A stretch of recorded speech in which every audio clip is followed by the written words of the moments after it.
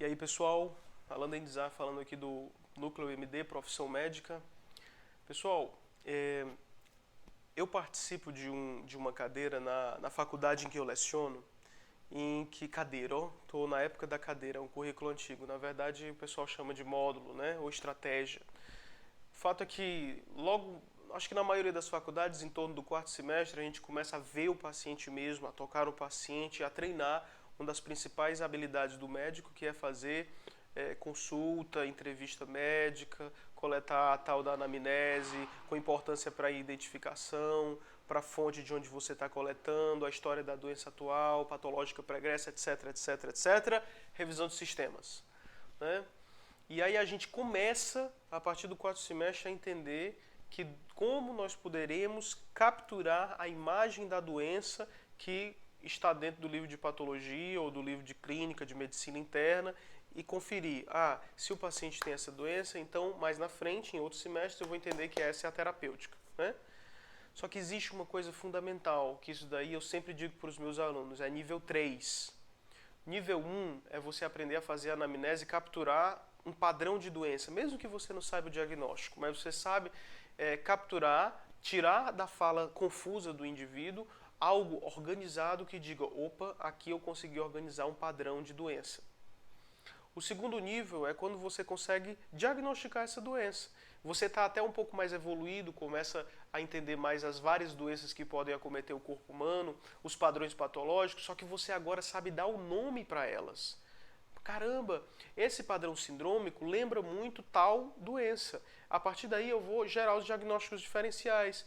Isso é um padrão de síndrome colestática, né? Então essa síndrome colestática ou é só uma síndrome ictérica que pode ser colestática ou pode ser de outra via, como se fosse uma via de bilirrubina indireta ou uma via de bilirrubina direta. E aí você vai conseguindo encontrar o seu caminho dentro do livro de patologia, do livro de medicina interna e dos livros de diagnósticos diferenciais. Nível 3, às vezes a gente não chega nele. Eu só encontrei o nível 3 porque eu fui atrás de outros tipos de medicina que trabalham muito com o nível 3. E também dentro da psiquiatria, que é um assunto que eu gosto demais. O nível 3 é quando você consegue enxergar a personalidade do indivíduo. Na psiquiatria, infelizmente, a gente só estuda transtorno de personalidade. E é na psicologia que a gente vai entender a personalidade, essa coisa forte, essa coisa maravilhosa que nós temos e com a qual nós nos relacionamos com o meio. A forma como nós reagimos aos estresses, mas também aos prazeres, às coisas boas da vida. Pois bem, cada indivíduo, através da sua personalidade e através do seu temperamento, que é algo mais prévio, algo mais subterrâneo no indivíduo, seus temperamentos, há muitas pesquisas mostrando que isso é até genético.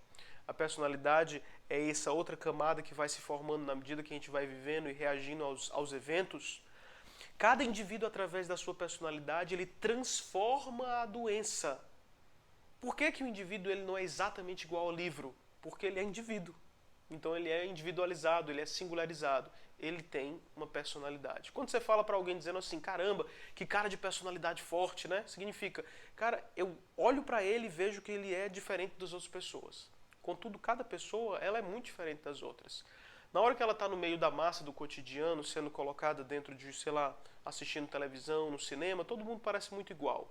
Mas quando você entra dentro do seu enfrentamento, do seu mal, da sua dor, a personalidade surge com muita força, né? E essa personalidade, com o tempo, vai modificando a doença. Se é uma doença aguda, ela parece muito com o livro, né? Você pega uma dengue da vida e você dá os critérios da dengue. Febre repentina das arboviroses. Aí entra com mialgia, dor no corpo, dor de cabeça, etc, etc. Por que em algumas pessoas, na medida que a doença ela vai progredindo, a doença vai criando um aspecto muito diferente do que eu posso encontrar no livro, de tal forma que eu vou conseguir só encontrar alguns atributos? É porque a personalidade muda a doença. A pessoa ela vai entrando numa conformação de existir doentia. E ela vai trabalhando como se estivesse modelando. Eu sou uma argila. A minha personalidade, eu estou fazendo essa argila. Entra um espinho na argila. E esse espinho é difícil de tirar, se chama doença crônica. Mas eu preciso continuar moldando minha argila. Como eu vou moldar a argila de tal forma que eu também acolha esse espinho na forma que eu sou? Né? E é isso que faz que muitas vezes nós cheguemos para os pacientes e olhemos para a doença dele e dizer, epa, tá estranho aqui. eu não estou conseguindo encontrar aquela doença, aquele padrão doentio, que está exatamente dentro do consenso da Sociedade de Cefaleia Internacional, por exemplo, né? Não esqueça, então, que personalidade, no nível 3, quando você já estiver tarimbado, ali espontâneo, fluindo, deixando fluir os diagnósticos diferenciais, preste atenção que a personalidade é uma das principais coisas que você tem que focar para conseguir não só entender o indivíduo, mas para fazer com que ele entre dentro do seu diálogo e tenha adesão na sua terapêutica.